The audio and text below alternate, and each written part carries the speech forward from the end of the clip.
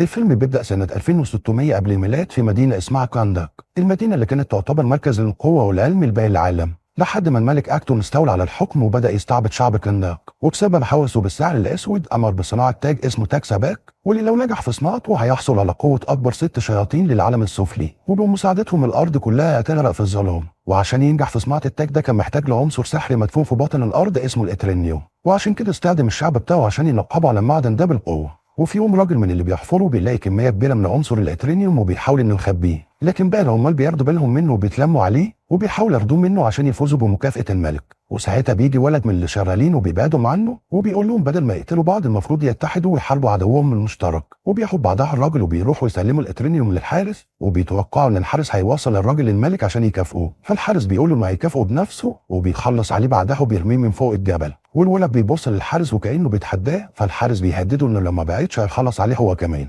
فابو الولد بيجي وبترجى الحارس انه يسيب ابنه في حاله، وبياخد الولد بعدها وبينصحه انه ما يعملش نفسه بطل عشان ما يعرضش نفسه للموت. لكن الولد بيقول له انه بيحلم يكون حر، وبيقول لكل الموجودين بعدها ان لو عندهم بطل يدافع عنهم ما كانش حالهم بقى كده. وبيجري يخطف الاترينيوم من الجندي وبيهرب بيه وبيطلع فوق قمه الجبل، وبيرفعه بعدها لكل العمال اللي بيحفروا وبيشاور ليهم برمز كنداك اللي يشبه للهرم، والعمال كلهم بيهتفوا باسم كنداك بعدها. والملك أكتون بيخاف لا تكون دي بداية ثورة، فبيقبض على الولد وبيؤمر بإعدامه. وقبل ما السياف ينفذ الحكم في الباطن الصغير بتحصل معجزة، الولد بيختفي فجأة، وده لأن في مجموعة سحرة طيبين بيحرسوا الأرض اختاروه عشان يكون البطل بتاعهم عشان يحفظ التوازن على الأرض. والسحرة اللي نقلوا الولد للكهف بتاعهم بيبدأوا إنهم يمرروا ليه قوتهم السحرية اللي بتمنحه قوة خارقة بمجرد إن يقول كلمة شازام. وبيتقال إن البطل ده راح يتحدى الملك أكتون وهو بيلبس تاج سباك الشيطاني، وضارب بينهم معركة قوية انتصر فيها البطل على أكتون ودمر قصره واختفى بعدها. وبنرجع لوقتنا الحاضر بعد 5000 سنة من اللي حصل ده، ومدينة كانداك بتكون محتلة من عصابة مرتزقة دولية اسمها الانتر جانج، وبيكون في عربية موجود فيها 3 رجالة متجهين لخارج مدينة كانداك،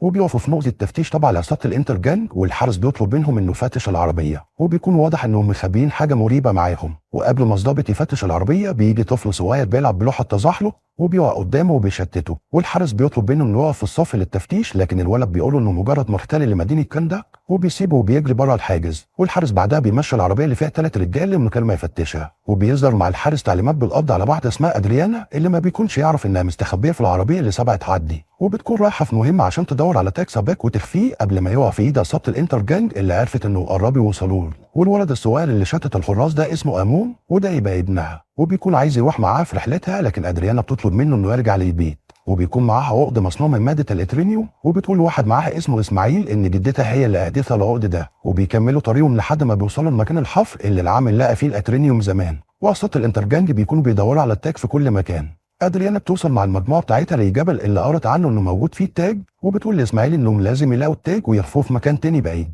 وبتدخل لكهف جوه الجبل مع اسماعيل وواحد اسمه سمير، وبتبدا تترجم لغه كنداك القديمه عشان توصل للتاج. واخوها كريم بيفضل قاعد في العربيه مستنيهم، لكن فجاه بيلاقي سمير بيقع قدامهم فوق الجبل، ولما بينزل يشوفه سمير بيموت، وعصابه الانترجاند بيكونوا هم اللي عملوا كده، وبيقبضوا على كريم بعدها. في الوقت اللي بتكون فيه ادريانا مع اسماعيل جوه الكهف وبتساله عن سمير اللي اختفى، واسماعيل بيقول لها انه خرج لانه بيخاف من الاماكن المقفوله. وادريانا بتلاقي بعدها نقوش على الارض بتحذر من استخدام كلمه شازام عشان البطل تيس ادم اللي هزم الملك اكتون ما يرجعش تاني. وادريانا بعدها بتلاقي تاج سباك طاير بين صخرتين وبتتسلق الصخور وبتقدر انها تاخده، لكن بعدها عصابه الانتر جانج بتوصل وبتقبض على اسماعيل وبيبداوا يضربوا نار على ادريانا، وادريانا بتهرب منهم بالتاج، لكن بتضطر بعدها انها تسلمه لهم بعد ما بيهددوها انهم هيقتلوا اخوها كريم. وبيحطوا التاج في شنطه مصفحه، والقائد بتاعهم بيستعد عشان يموت ادريانا اللي بتقرا ساعتها النقوش اللي موجوده على مقبره البطل تيث ادم بصوت عالي، والاترينيوم الموجود في العقد بتاعها بيبدا انه يتفاعل مع المقبره. واول ما بتقول شازام بينزل رعد من السماء وبتفاجئوا ان تيث ادم خرج من المقبره، وبيفضل قاعد على الارض وهو مغطي وشه، وعصابه الانتر جانج بيهددوه عشان يسلم نفسه، لكن ادم بيمسك الراجل اللي واقف قدامه وبيصعقه بسحره وبيحوله لرماد،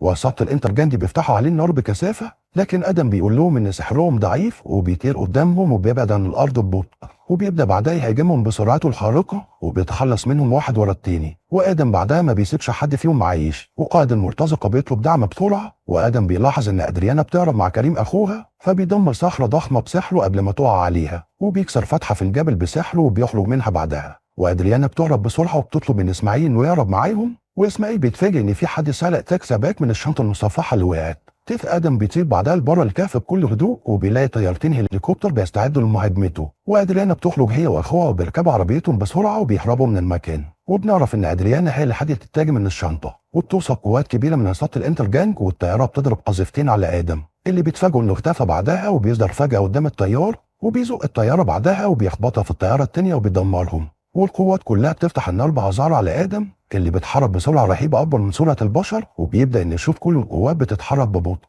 والقذائف اللي بتتضرب عليه بيكون شايفها بطيئه جدا، فبيبدا انه يقار مسار القذائف دي بسهوله ويرجعها للقوات من تاني وبيدمرهم كلهم بعدها في لحظه. وبيكون عارف ان ادريان هي اللي معاه التاج وبيقف قدام عربيته، وكريم بيشوفه وبيقف بالعربيه، وادم بيقرب منهم وكريم بينبهه ان في جندي وراه بيحضر قذيفه عشان يضربه، والجندي فعلا بيضرب عليه صاروخ وادم بيمسكه، لكن بيكتشف ان الصاروخ مكون من عنصر الاترينيوم، والصاروخ بينفجر انفجار قوي في ايد ادم اللي بيتصاب لاول مره بسبب الاترينيوم. وبعد ما بيخلص على الجندي اللي ضربه بيطير بعيد عن المكان، فكريم بيقول كويس انهم مش هيشوفوه تاني، لكن ادم بيقع قدامهم في ثواني بسبب اصابته، وادريانا وكريم بينزلوا من العربيه وبياخدوه معاهم. وبنعرف بعدها ان اسماعيل هو اللي خان ادريانا لانه عايز يستولي على تاج سباك، وبيدي تعليماته لعصابه الانتر جانج عشان يتوجهوا لمكان ادريانا ويجيبوا منها التاج، وبيقول لهم ان كل الموجودين اتقتلوا. وبنروح لمنظمه بتضم ابطال خارقين هدفهم حمايه الارض من اي عدوان، ورئيسه المنظمه اماندا بتناقش عضو في المنظمه اسمه كارتر بخصوص معركه تيث ادم مع الانتر جانج، وبتطلب من كارتر انه يسيطر على ادم ويحبسه من تاني، وده لانهم عارفين ان غضب ادم ممكن يدمر الارض. فكارتر بيقول لها انه بالفعل بدا يجمع فريقه، والاولهم بنت اسمها ماكسين اللي عندها قدره في التحكم على الرياح، وتاني واحد هو اتوم سماشر وده عنده القدره انه يكبر جسمه ويكون عملاق، واخر واحد هو دكتور كينت اللي عنده قدرات سحريه خارقه، ده غير انه بيقدر يتنبأ بالمستقبل. وكارتر هو كمان بيكون مجهز بدلته عشان يقبض على ادم، وكينت بيكون في عربيته بيشوف رؤيه لكارتر وهو بيموت قبل ما يوصل لمقر المنظمه السري اللي هيتحركوا منه على كانداك، والفريق كله بيتجمع وكينت بيقول لهم انهم هيسافروا كانداك عشان يوقفوا تيث ادم، وبيركبوا سفينه متطوره جدا وبيستعدوا للمغادره، والسفينه بتكون مخفيه في مقر سري تحت الارض وبتطير بيهم بعدها على كانداك. وادم بيكون بيحلم باللي حصل زمان في كانداك، وبيفوق وهو بيضرب البرق على حارس وبيلاقي نفسه في اوضه امون، واللي بيعرفه بعدها بنفسه، وادم بيطلب منه انه يبعد عنه، لكن امون بيوضح له انه كان عارف انه كان بطل كانداك من 5000 سنه، وادم بيعالج الجرح اللي عنده بعدها بسحره، وبيتفاجئ بالتطور اللي حصل وبيقول ان ده مش الوطن اللي اتربى فيه. وادريانا ساعتها بتوصل للبيت وبتفحص التاج،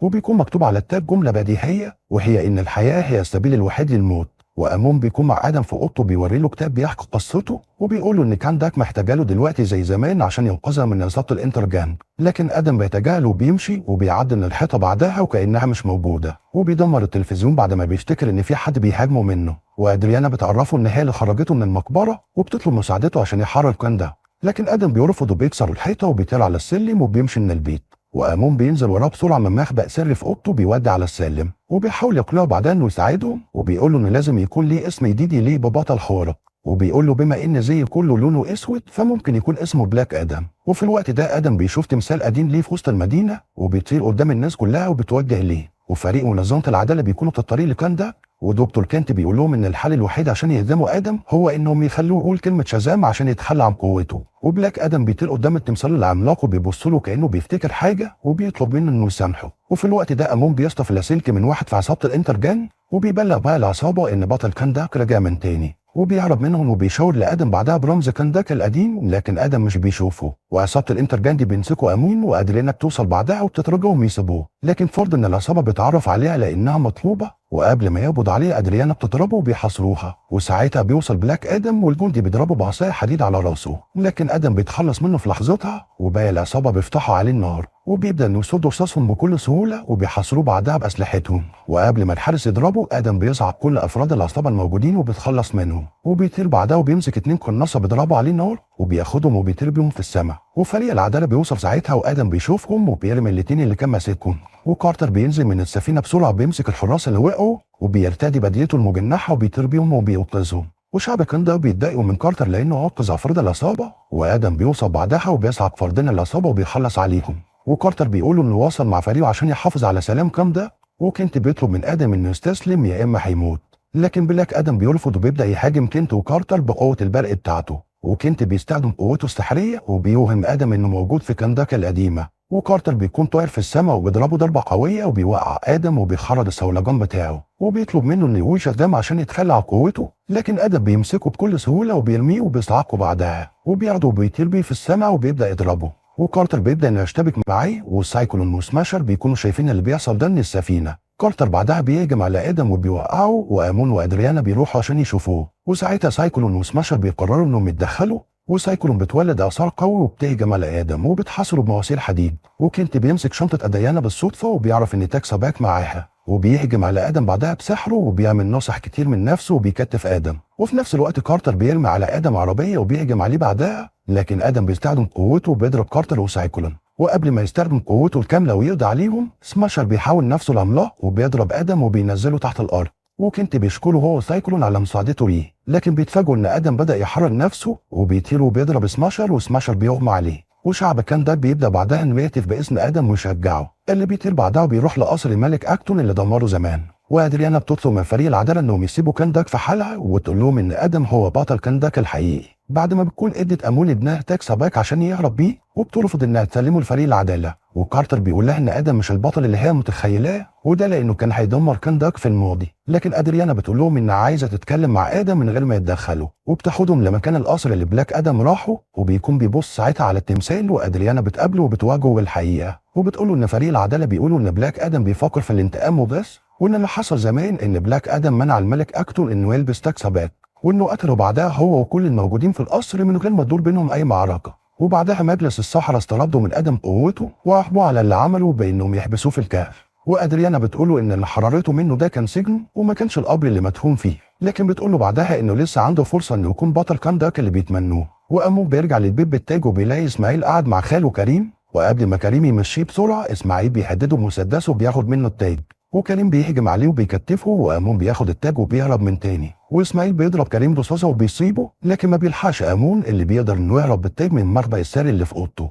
وفي الوقت ده فريق العداله بيطلبوا من بلاك ادم انه يستسلم، وطبعا بلاك ادم بيرفض وبيطلب منهم انهم يغادروا كنداك. وبيجي لادريانا تليفون من امون بيحكي لها عن خيانه اسماعيل، وبيقول لها ان عصابه الانترجاند اللي بيقودهم اسماعيل محاصرينه. فادريانا بتترجى بلاك ادم انه ينقذ ابنها، وادم بيطير عشان ينقذه. وامون بياخد لوحه التزحلق بتاعته وبيحاولوا انه يهرب من العصابه، لكن واحد منهم بيخطفه وبيطير بيه على الحوامه، وبيلاقي بلاك ادم في وشه فبيرمي امون من فوق. وبلاك ادم بيطير وبينقذ امون وبيرجع من تاني وبيدمر كل عناصر الانترجان. وفي الوقت ده اسماعيل بيهدد امون وبياخده معاه، بس ما بيلاقيش التاج مع امون فبيخطفه وبيطير بيه. وادم بيشوفه وبيطير وراهم عشان ينقذه، لكن بيلاقي ان في حوامات كتير طايره قدامه، وبيبدا يهجم عليهم ويفتش عن امون في كل واحده فيهم، واللي مش بيلاقيه فيها بيدمرها. وفريق العداله بينضم لبلاك ادم وبيبداوا يفتشوا هما كمان عن امون. وبلاك ادم بيطارد اخر سفينتين منهم في البحر وبيدمر سفينه منهم لما مش بيلاقي امون موجود فيها، وبيطير ورا السفينه التانيه بكل سرعته وبيقدر انه يوقعها في ارض فاضيه. ولما بيفتح الحوامه برضه مش بيلاقي امون فيها، وده لان اسماعيل قدر انه يخطفه وحبى الحوامه في شاحنه مقفوله. وكنت بيوصل لبيت ادريانا عشان يدور على التاج،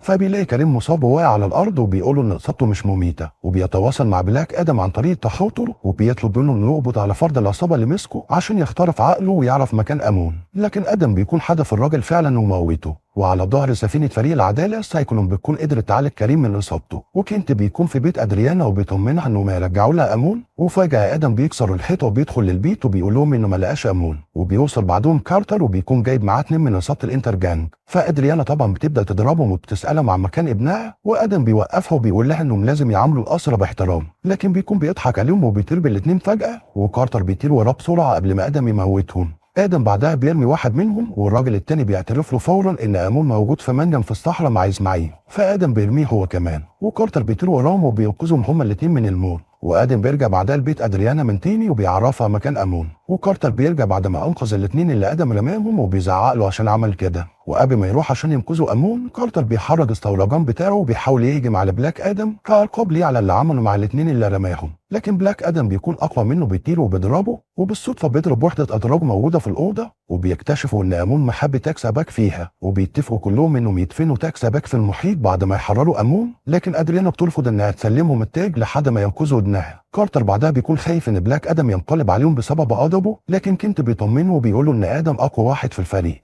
وكنت بيكون تنبأ بمستقبل كارتر وعارف انه هيموت في المعركة، لكن بيقولوا انهم ممكن يغيروا ده. كارتر بعدها بيحط خطة للهجوم على المنجم، وقبل ما يقول لبلاك ادم على دوره في الهجوم، ادم بيكون سبقهم بالفعل وبدأ يدمر كل قوات حصاد الانترجانجا اللي بيقابلهم، وبيدخل بعدها جوه الجبل وبيخبط في درع مصنوع من الاترينيوم، وبيشوف اسماعيل وهو خاطف امون وبيهدده بمسدسه من ورا درع الاترينيوم. وفريق العداله بيوصل بعدها، واسماعيل بيطلب منهم التاج والا هيقتل امون، لكن ادريانا بتقوله ان التاج معاها وبتقرر انها تسلمه له. وادم بيبعد كارتر وكنت عنها بعد ما بيحاولوا يمنعوها انها تسلم التاج، وادريانا بتسلم التاج لاسماعيل، واسماعيل بيمسك التاج وبيرفض انه يحرر امون، وبيقول لهم انه الوريث الشرعي لتاج سباك، وده لانه اخر شخص عايش من نسل الملك اكتون، وبالتاج ده اسماعيل هيكون ملك على كنداك من تاني. وبيقول لادم انه سمع انه بكى زي الاطفال لما ابنه هوروت اتقتل، وبيصوب مسدسه على اسماعيل، وبيقول بلغه كنداك ان الموت هو السبيل الوحيد للحياه، وبيشيل درع الاترينيوم وبيضرب رصاصه على امون، لكن ادم بيطير بعدها بكل سرعته وبيصد الرصاصه قبل ما توصل لامون، واسماعيل بيحط التاج على راسه، وكل واحد من فريق العداله بيحمي حد من الموجودين من قوه ادم اللي بيستخدم قوته بشراسه وبيخلص على اسماعيل وبيفجر المكان، وادم بيطير بعدها وبيسيب المكان. وكارتر بيطلب من سايكلون وسماشر انهم يدوروا على التاج ويرجعوه للسفينه، وسماشر بيلاقي التاج على جسم اسماعيل اللي بيكون اتفحم بعد هجوم ادم، وادم بيكون طار قدام التمثال العملاق، وكارتر بيروح وراه وبيسال ادم بعدها مين هوروت اللي اسماعيل قال ان ادم عيط عليه لما مات، فادم بيقول ان هوروت هو ابنه وبطل كنداك الحقيقي، وده يبقى الطفل الشجاع اللي دافع عن العمل في البدايه. وادم ساعتها فشل انه ينقذه لحظه اعدامه، واللي انقذ هوروت ساعتها هو مجلس الصحراء اللي منحوه قوه شازام. هوروت بعدها استخدم قوته في الخير للدفاع عن مدينة كنداك، وبسبب حقد الملك أكتون عليه قتل أمه وحاول إنه يقتل آدم أبوه، لكن قبل ما آدم يموت هوروت مرر له قوة شازام عشان ينقذه، وبعد ما أنقذ أبوه جنود الملك قتلوا هوروت في نفس اللحظة، ومن بعدها على قدر سيطر على آدم ودمر بعدها الملك أكتون. وكارتر بيعرف إن التمثال ده يبقى تمثال هوروت مش تمثال آدم، وآدم بعدها بيقول إنه قرر إنه يتخلى عن قوة شازام، وبيطلب من كارتر انه لما يتخلى عن قوته يجبره انه ما يقولش كلمه شازام تاني، وفعلا ادم بيقول شازام وبيرجع لجسمه الهزيم من تاني بعد ما بيتخلى عن قوته. وكارتر بياخده بعدها في سفينه فريق العداله وبينزلوا القاع المحيط المتجمد في مقر ساري فريق العداله، وهناك بيسلموا له واحده تانيه بتقول لهم انه ما يدخلوا ادم في حاله ثبات، وبيتحط بعدها في مقصوره زجاجيه مكموره بالميه وبيوصلوه باكسجين عشان ما يقدرش يقول شازام. وبنلاحظ ان في ناس كتير محبوسين زيه في المكان، واللي بيحصل بعدها ان جثمان اسماعيل بيتبخر وبيختفي فجاه، وروحه بتسافر للعالم السفلي وبيقابل هناك الست شياطين اللي بيمنحوه قوتهم لما ينطق باسمهم، واسماعيل بعدها بيقول سباك وبيحصل على القوه دي، وتاج سباك بيختفي من قدام ادريانا وبيروح لاسماعيل اللي بيخرج من وسط الميه بعد ما حصل على قوه الشياطين السته، وفريق العداله بيشوفوه وبتوجهوا ليه بالسفينه وبيهجموا عليه، لكن سباك بيستخدم قوته الناريه وبيضربهم بيها وبيوقع سفينه فريق العداله، ومدينه كنداك بيظهر عليه اثار الدمار، وقبل ما سباك يقضي على فريق العداله كنت بيوصل وبينقذهم، والفريق كله بيبدا انه يشتبك مع سباك وبيوقعوه، وكارتر بعدها بيبدا انه يضربه، وبيكون هدفهم انهم يمنعوه من الجلوس على عرش كنداك، لانه لو عمل كده هيستدعي الشياطين والارض هتغرق في الظلام، وكارتر بعدها بيقدر انه يطعنه وبيصيبه، لكن سباك بيقدر انه يضربه وبيتوجه بعدها لعرش كنداك عشان يستدعي الشياطين بتوعه، وكنت ساعتها بيقرر انه يواجه سباك لوحده عشان يحمي فريقه، فبيعمل حاجز غير مرئي بينه وبين باقي الفريق، وبيقول لكارتر انه تنبأ بموته على ايد سباك، لكن هو يقدر يمنع اللي هيحصل ده، وبيطير بعدها لسباك وبيضربه بسحره وبيعمل من نفسه نسخ كتير وبيشتبك معاه، لكن سباك بيفضل يدمر النسخ دي واحد ورا التاني، ودكتور كنت ساعتها بيتخاطر مع بلاك ادم وبيحرره بنسخه عملها من نفسه وبيطلب مساعدته، وبلاك ادم بيتحرر من سجنه وبيبدا انه يتخلص من كل حراس منظمه العداله واحد ورا التاني، لكن ما بيقدرش انه يقول شازام ويسترد قوته بسبب انبوبه الاكسجين اللي موجوده في بقه، وبيهرب بعدها من بوابه مائيه بتخرجه لقاع البحر، وفي نفس الوقت سباك بيتفوق على دكتور كنت وبيدمر كل النسخ بتاعته، وكنت بيقع وجدار الحمايه اللي عامله بينهار، وكارتر وباقي الفريق بيلاحظوا ده فبيجروا بسرعه عشان ينقذوا كنت،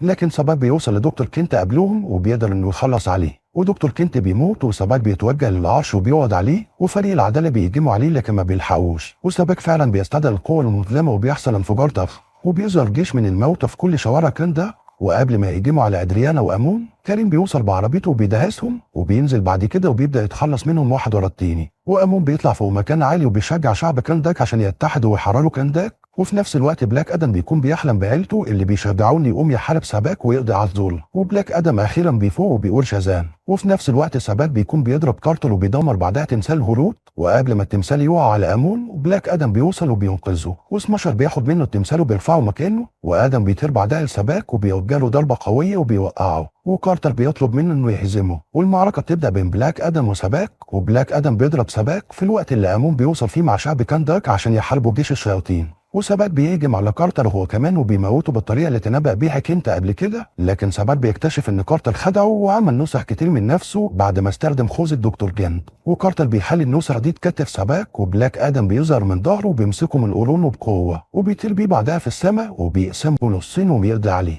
وجيش سباك بيتبحر في نفس اللحظه وشعب كانداك بيتحرر اخيرا، وكارتر وفريق العداله بيشكروا بلاك ادم انه رجع البطل الحقيقي لكانداك، وشعب كانداك بيهتف باسم بلاك ادم بعدها، اللي بيروح يقعد على عرش كانداك لأول مرة، لكن بيقول لأمون إن العرش ده مش ملائم ليه، وبيطير في السماء وبينزل يدمر العرش وبيسويه بالأرض، وبيقول لأدريانا وأمون إنه بيفضل يكون بطل لكانداك مش ملك عليها، واللي بيحصل بعدها إن أماندا رئيسة منظمة العدالة بتحذر بلاك آدم إنه يخرج بره مدينة كانداك وإلا هتعاقبه، وده لأنها بتكون عارفة إن آدم مستحيل السيطرة عليه، ولما بلاك آدم بيرفض أوامرها بتبعت له شخص من كوكب تاني عشان يقنعه، والشخص ده يبقى سوبرمان.